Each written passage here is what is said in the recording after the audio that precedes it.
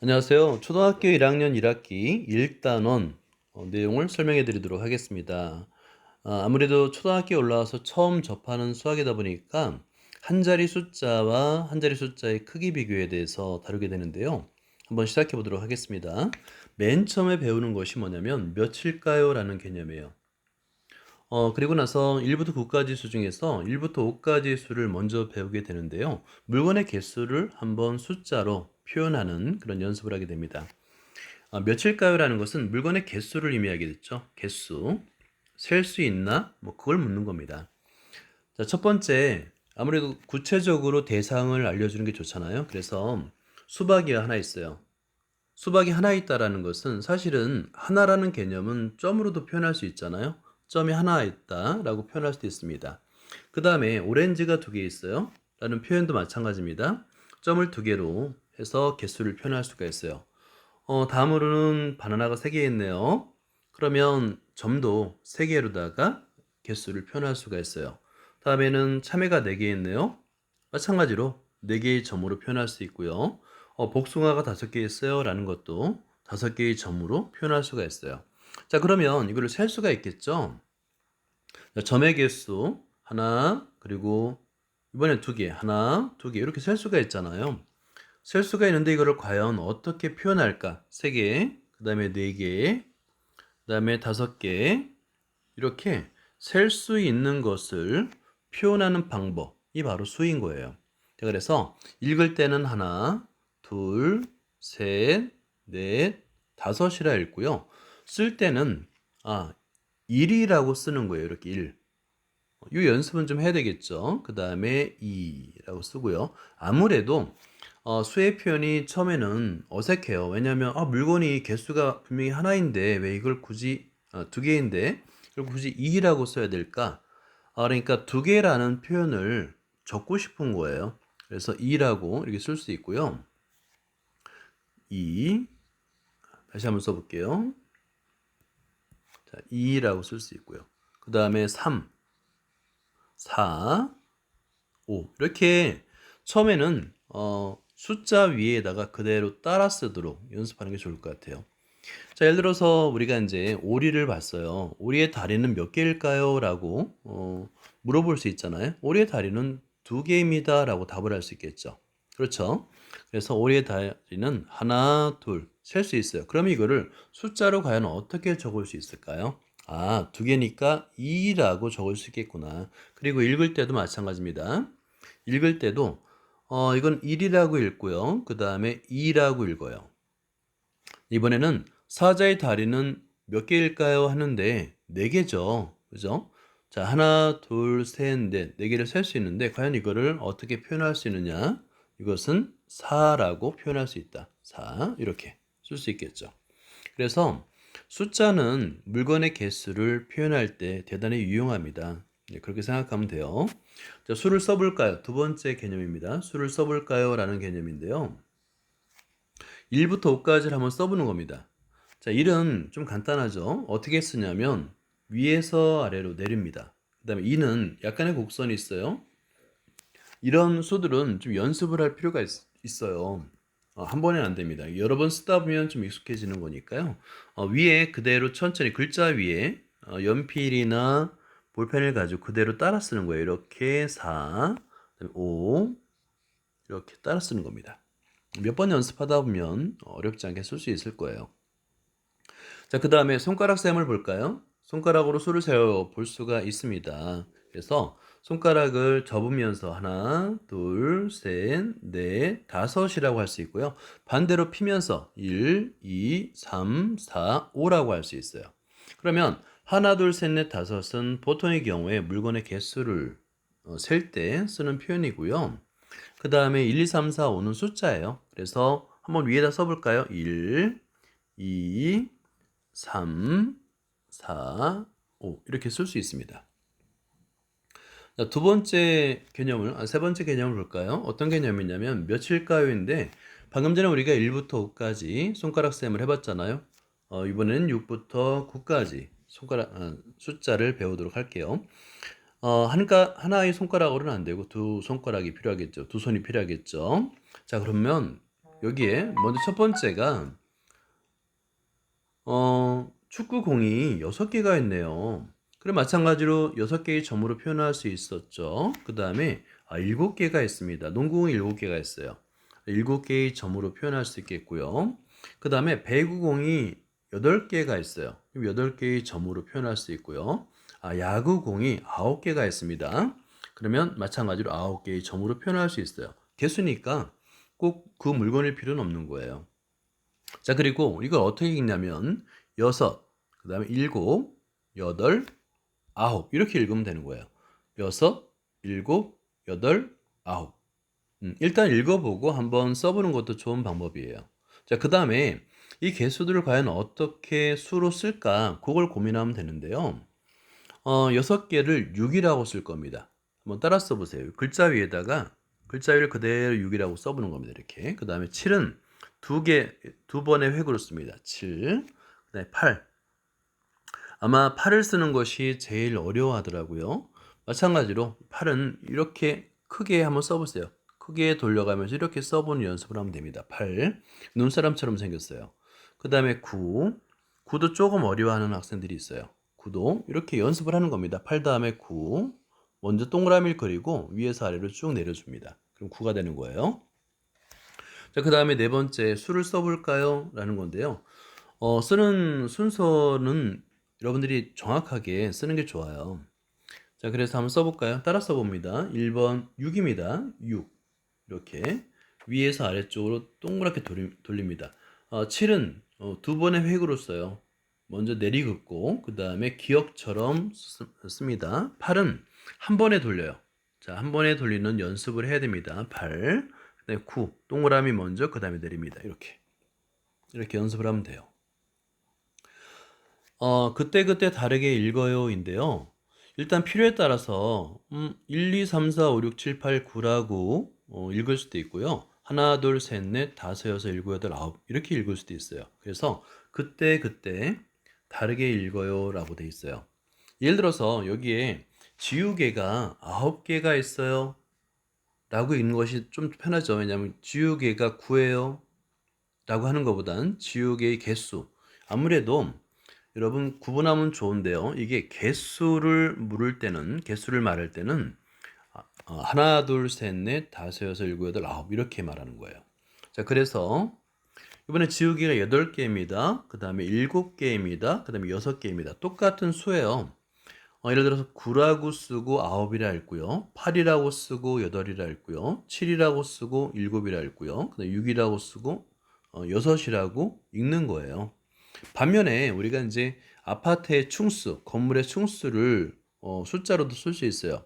이렇게 9라고 쓸 수 있고 8, 7, 6이라고 쓸 수 있는데 이때는 9층 이런 말은 안 쓰잖아요. 이럴 때는 말 그대로 9층, 그 다음에 8층, 그 다음에 7층, 그 다음에 6층이라고 읽는 거예요. 그래서 개수를 나타낼 때는 보통의 경우에 6, 7, 8, 9이라고 읽고요. 그 다음에 아파트의 층수처럼 이럴 때는 그냥 수를 읽어요. 6, 6층, 7층, 8층, 9층 이렇게 읽습니다. 자, 그래서 요거 한번 밑줄 그어볼까요? 똑같은 9인데 9개는 이상하죠? 9개? 그거보단 9개. 왜냐하면 물건의 개수이기 때문에 그렇고요. 9층은 9층이라고 읽지 않잖아요. 그죠? 물건의 개수를 제외하고는 그대로 9라고 대부분 읽습니다. 자, 이번엔 몇째일까요? 한번 읽어볼까요? 몇째일까요? 순서를 나타냅니다. 한번 적어보세요. 이번에는 개수가 아니라 순서. 자, 몇 번째라는 우리가 말을 많이 쓰잖아요. 그래서 순서, 버스를 타려고 줄 서 있는 거예요. 그래서 지수, 선호, 경주 이렇게 순서로 써 있는데 일렬로 서 있겠죠. 그러면 첫 번째, 두 번째, 첫째, 둘째, 셋째, 넷째, 다섯째, 여섯째, 일곱째, 여덟째, 아홉째. 어렵다라고 생각할 수 있는데요. 이것도 마찬가지로 이 순서를 표현할 때 우리가 읽는 방법이에요.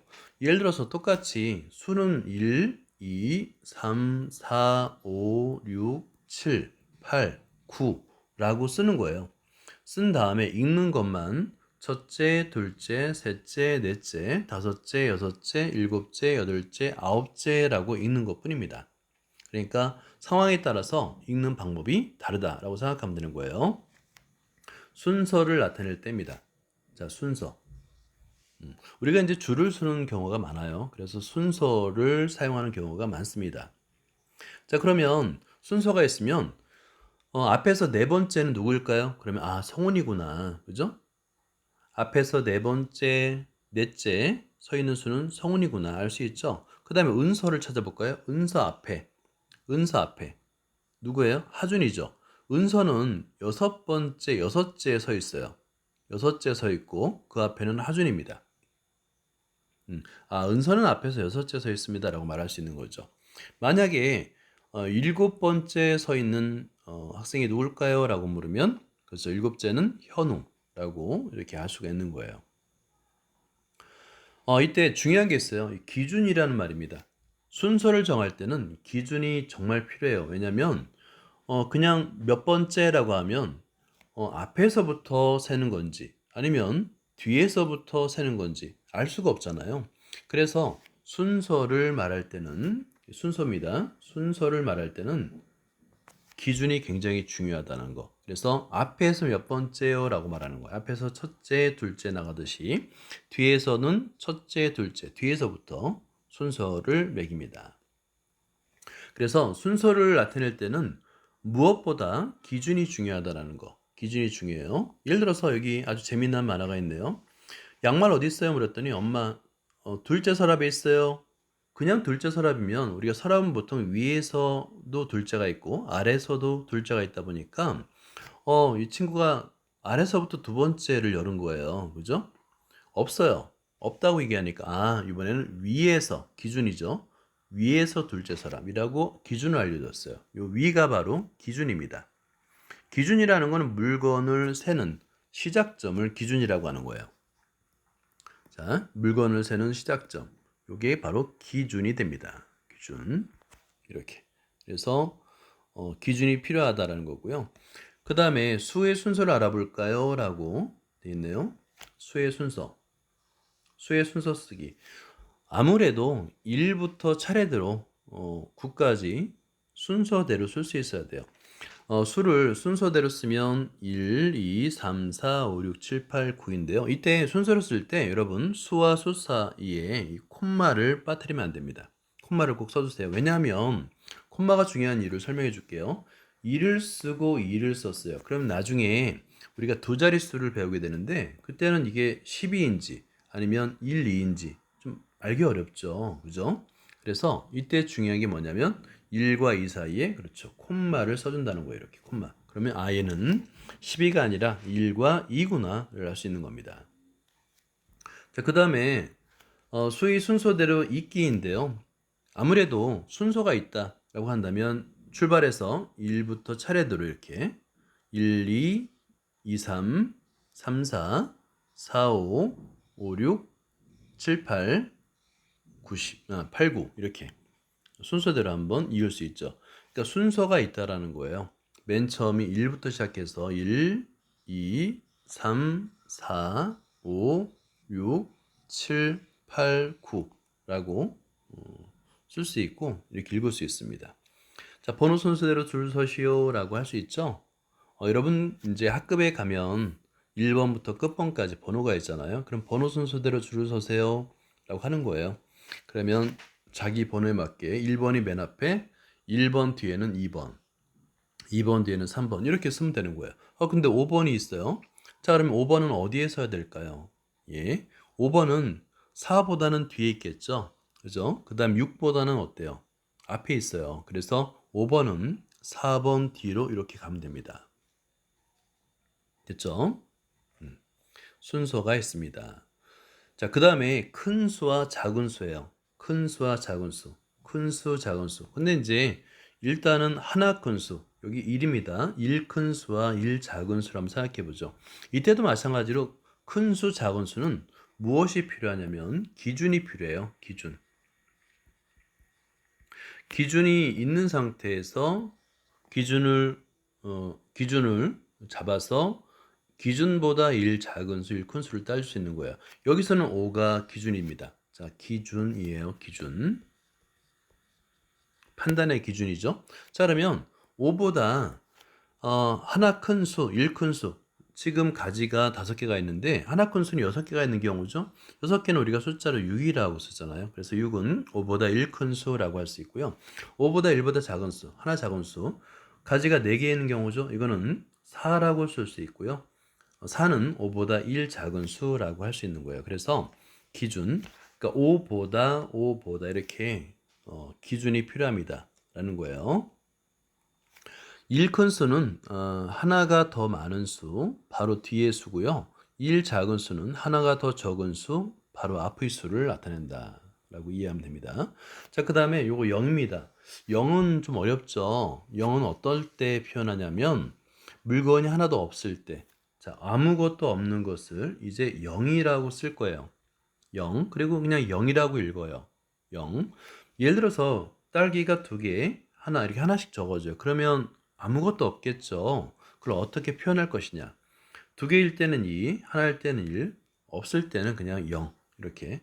0은 어떻게 쓰냐면 동그라미인데 약간 위아래로 길게. 이걸 이제 타원 모양이라고 하는데요. 위아래로 길게 쓰고 0이라고 읽으면 됩니다. 0은 1보다 작은 수예요. 자, 그 다음에 1 큰 수, 1 작은 수. 순서만 알면 돼요. 예를 들어서 바로 이 앞의 수라는 것은 1 작은 수예요. 그래서 2보다 1 작은 수는 1이 되는 거죠. 바로 앞의 수. 우리가 순서대로 수를 나열할 수 있다고 그랬으니까. 그 다음에 1 큰 수라는 것은 바로 뒤의 수예요.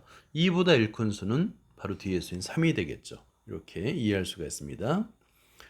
어느 수가 더 클까요? 이번에는 수를 세어 크기를 비교할 수가 있어요. 예를 들어서 여기에 보면 낙엽이 6개가 있고 은행잎이 3개가 있습니다. 그래서 점으로도 표현해 봤어요. 6개.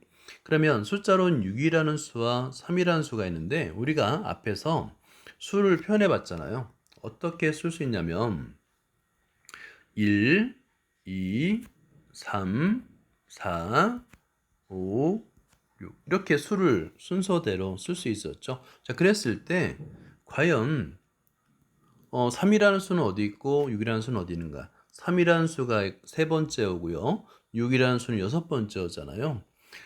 뒤에 오는 수가 큰 수입니다. 라고 우리는 판단하는 거예요. 그래서 6은 3보다 큽니다. 라고 하고요. 그 다음에 3은 6보다 작습니다. 라고 얘기할 수가 있어요. 수의 순서를 이용하여 크기 비교하기인데요.